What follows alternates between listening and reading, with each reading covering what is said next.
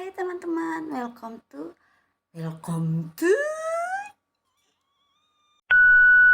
Hai teman-teman, welcome to my YouTube channel.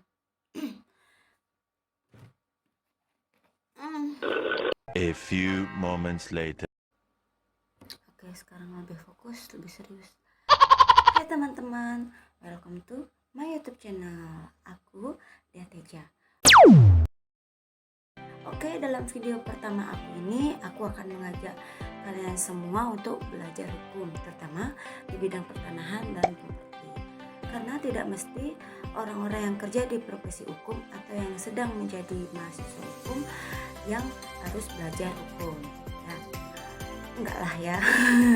Semua orang itu bisa belajar hukum. Ya, misalnya ketika kalian mengalami masalah hukum, kalian tuh jadi paham bagaimana penyelesaiannya, kemudian alur-alur pelaksanaannya jadi tahu gitu kan. Jangan lupa juga negara ini berdiri dengan dasar konstitusi yang kuat. Jadi tujuan adanya hukum tentu saja supaya keteraturan dalam masyarakat menjadi tertata. Kalian semua memahami hukum bakal membuat rasa kesadaran yang meningkat ya. Hal tersebut tentu saja bakal membuat kalian mengerti karena dalam setiap aturan terdapat akibat bila dilanggar. Sebelum aku lanjut video ini, jangan lupa di like, share, dan subscribe ya. Dan kalau kalian ada pengetahuan lain tentang apa yang aku bahas atau ada masalah-masalah hukum lainnya, bisa kalian sharing bareng dengan cara komen di bawah ini ya. Belajar hukum bareng.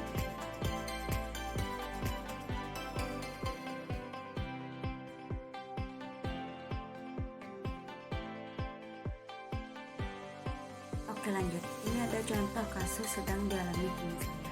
Kasusnya itu tentang teman saya membeli sebuah rumah ya, yang masih menjadi objek jaminan kredit pemilikan rumah atau yang sering disebut KPR oleh bank dengan debitur lama. Kita sebut aja si debitur lama si A dan teman saya itu si B. Lalu si A telah melakukan oper kredit kepada si B tanpa ada pemberitahuan kepada bank.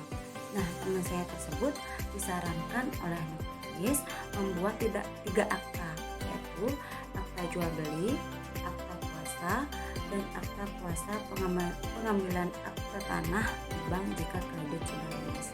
Nah, apakah dengan dibuat tiga akta ini kedudukan pembeli yang baru sudah kuat jika terjadi sengketa di kemudian hari?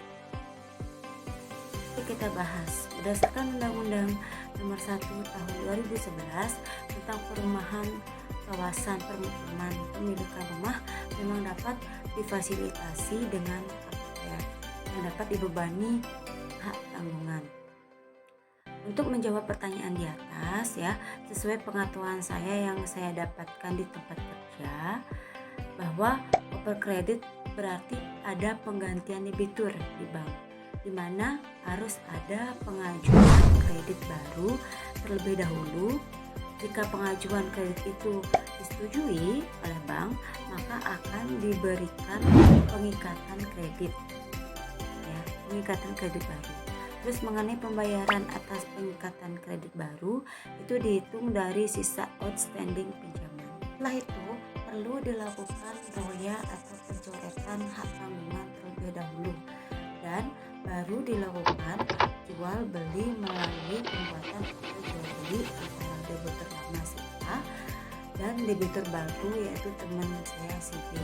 Dan kemudian rumah tersebut diikat kembali dengan surat kuasa membebankan hak tanggungan atau yang sering disebut SKHMAT dan akte pemberian hak tanggungan atau disebut APAT. Pemberian hak tanggungan dilakukan dengan pembuatan APAT oleh PPAT, sedangkan SKHMAT dibuat jika pemberi hak tanggungan tidak dapat hadir sendiri untuk memberikan hak tanggungan, sehingga ia wajib menunjukkan pihak lain sebagai tersangka.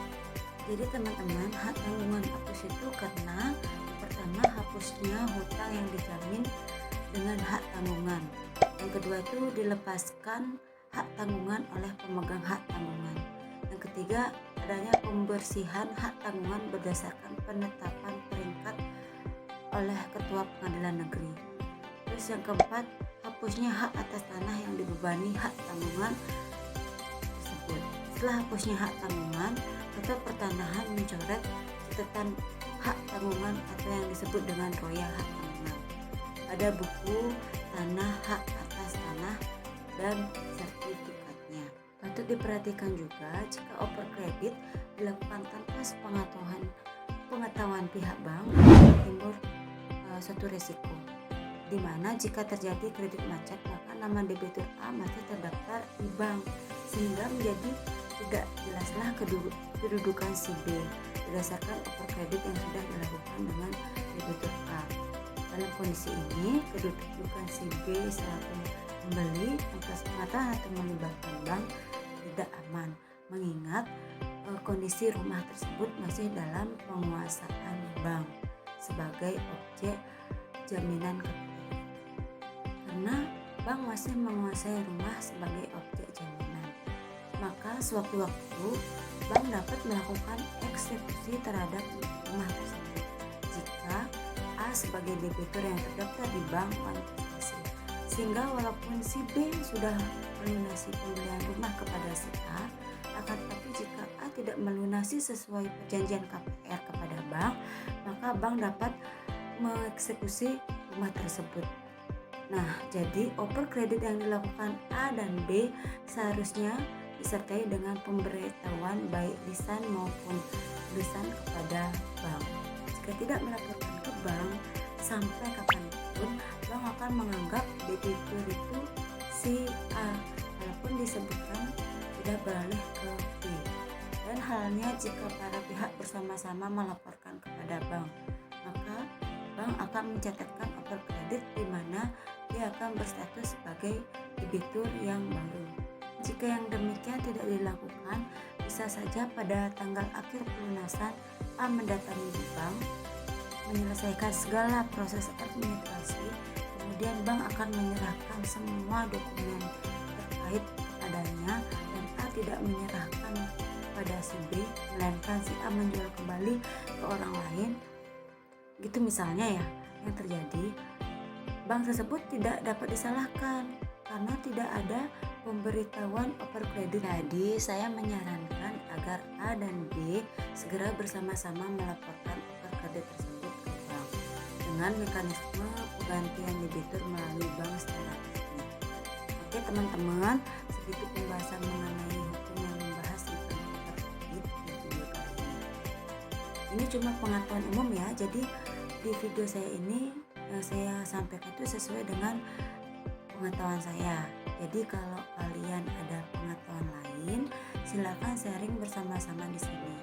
Atau lebih jelasnya mengenai penyelesaian kasusnya, bisa langsung datang ke profesi hukum yang menangani masalah tersebut. Terima kasih. See you di video aku selanjutnya. Bye.